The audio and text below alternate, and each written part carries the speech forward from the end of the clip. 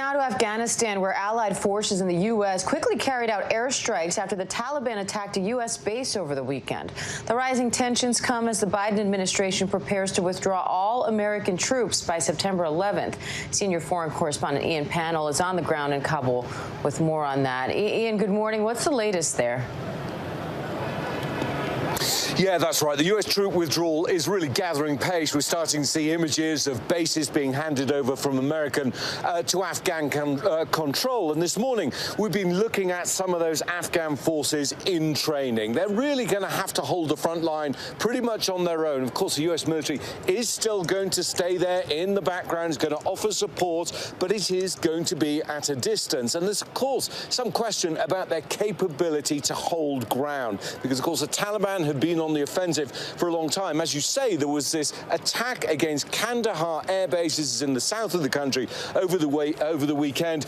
No one claimed responsibility. There was a suspicion that it could have been the Taliban. The U.S. responding again with their own airstrike, but there were no injuries and there was no damage to equipment. But the head of U.S. and NATO forces here, General Miller, essentially warning the Taliban that any kind of attack will be met with a forceful response. Diane?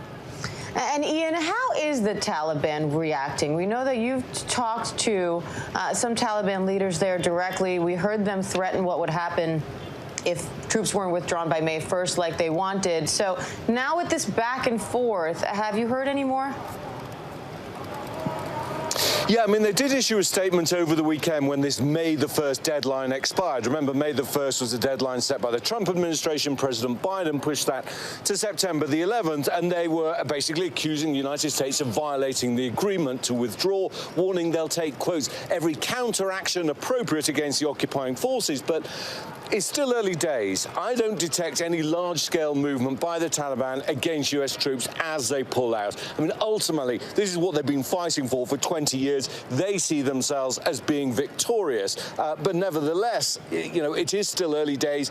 And although they may not be attacking American forces, they're absolutely attacking Afghan forces. There are multiple attacks every single day. Civilian casualties in the first 3 months of this year were almost 30% higher than the same period last year. And of course, Afghans are left wondering what happens when American forces leave, what happens to the gains of the last 20 years, particularly for women and girls. Diane? And Ian, I know you've been in Afghanistan for the past week or so. What are the troops saying there that you're talking to? It's interesting because when you talk to the commanders, they certainly exude confidence. They say, don't worry, we don't need American forces here. We can manage the battle on our own. But you're really struck when you see some of these young recruits. And I was talking to this one young recruit who had a little bit of English, same age as my youngest son. He's 19 years old. He's only got 1 week left of training. And you can detect an air of nervousness about them. Remember, a lot of people who join the Afghan National Army do so for financial reasons, because we're in a country where poverty is widespread and it's the chance to earn an income. The Taliban fight out of conviction. They're ready to die for their cause. They see dying as victory. They see defeating their enemy as victory, and that's a hard thing to battle. And technically there are 300,000 Afghan National Army troops, but in practice there have got to be severe questions about their ability to hold the line.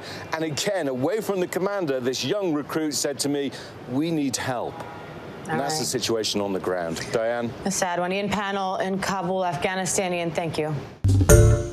Hi, everyone. George Stephanopoulos here. Thanks for checking out the ABC News YouTube channel. If you'd like to get more videos, show highlights, and watch live event coverage, click on the right over here to subscribe to our channel. And don't forget to download the ABC News app for breaking news alerts. Thanks for watching.